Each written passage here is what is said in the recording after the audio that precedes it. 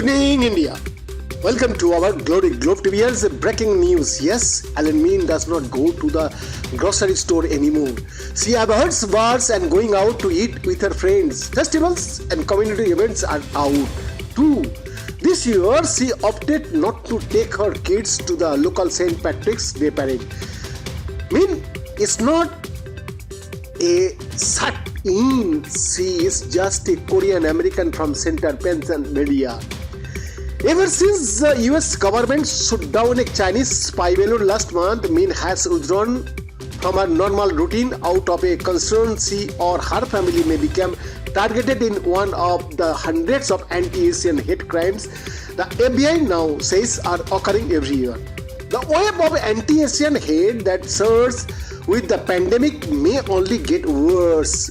Worries as both political parties have amplified fears about China and the threat it poses to US economic and national security.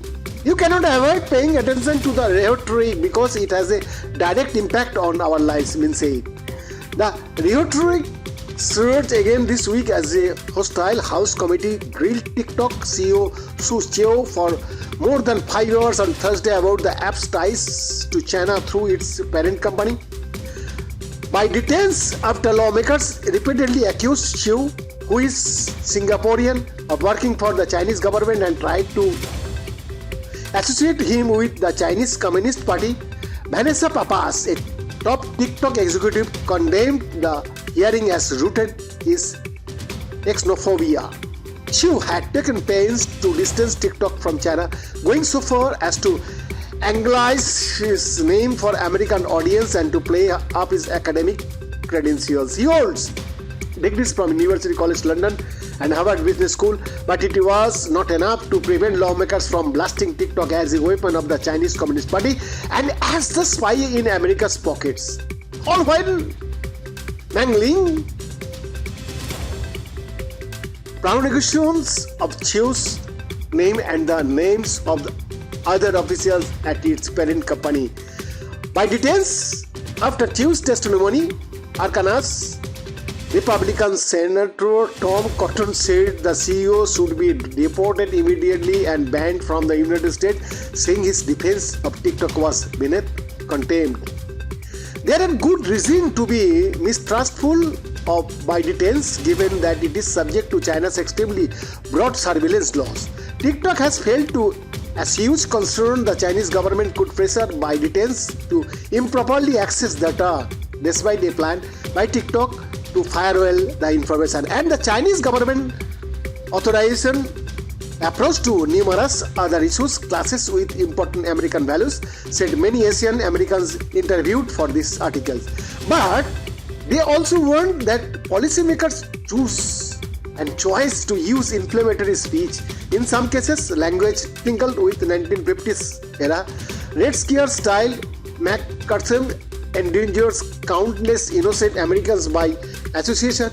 Moreover, politicians' increasingly strident tone is creating conditions for new discriminatory policies at home and the potential for even anti-Asian violence, civil rights readers say. We are afraid that more and more the actions and the language of the government is premised on the assumption that just because we are Chinese or have cultural ties to China that we could be disloyal or be spies or be under the influence of a foreign government, said Wang, president of the Committee of 100, an organization co-founded by the late architects I.M. Pai, the musician O. Ma, and other prominent Chinese Americans. We want to deliver the message, not only are we not a national security liability, we are a national security asset. But as the country restless with China's influence as a competitive global power, caught in the middle are tens of millions of Americans like Min who, thanks to their appearance, may now face greater suspicion or hostility that they experienced even during the pandemic, according to Asian American lawmakers, civil society groups, and ordinary citizens. The heated rhetoric surrounding China has undergone a shift from the pandemic's early days when xenophobia linked to COVID-19 was ambiguous. At that time, Asian Americans feared an uptick in violence inspired by derogatory phrases such as a Kung Fu and China virus. That language had emerged amid then President Donald Trump's wider criticism of China, which had led to a damaging trade war with the country. It was against the backdrop that Trump has first threatened to ban TikTok, a move some critics said was an attempt to stoke xenophobia. In recent years, criticism of China has significantly expanded to encompass even more aspects of the US-China relationships. Concerned about China have gone mainstream as US national security officials and lawmakers have publicly grappled with state-backed ransomware attacks and other hacking attempts. The Biden administration has sought to confront China on how the internet should be governed. Unlike the Trump administration, it is now taking aim to TikTok again.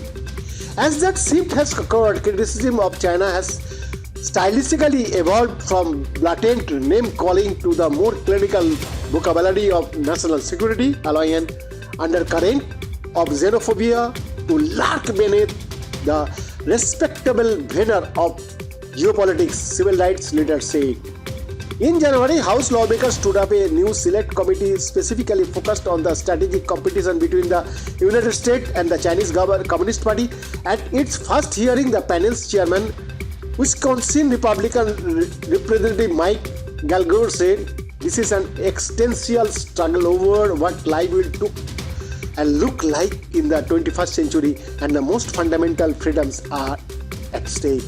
A week later, US intelligence official warned that the Chinese Communist Party represents the most consequential threat to US global leadership. An unclassified intelligence community report released the same day said China views competition with the United States as an epochal geopolitical shift. While some policymakers have added that their issue is with the Chinese government, not the Chinese people or Asians in general, leaders of Asian descent say the caveat has too often been a footnote in debates about China and not emphasized nearly enough, leaving it unsaid or merely implied creates room for listeners to draw bigoted conclusion, critics said. BN Nasifur, Globe TV, Delhi, India.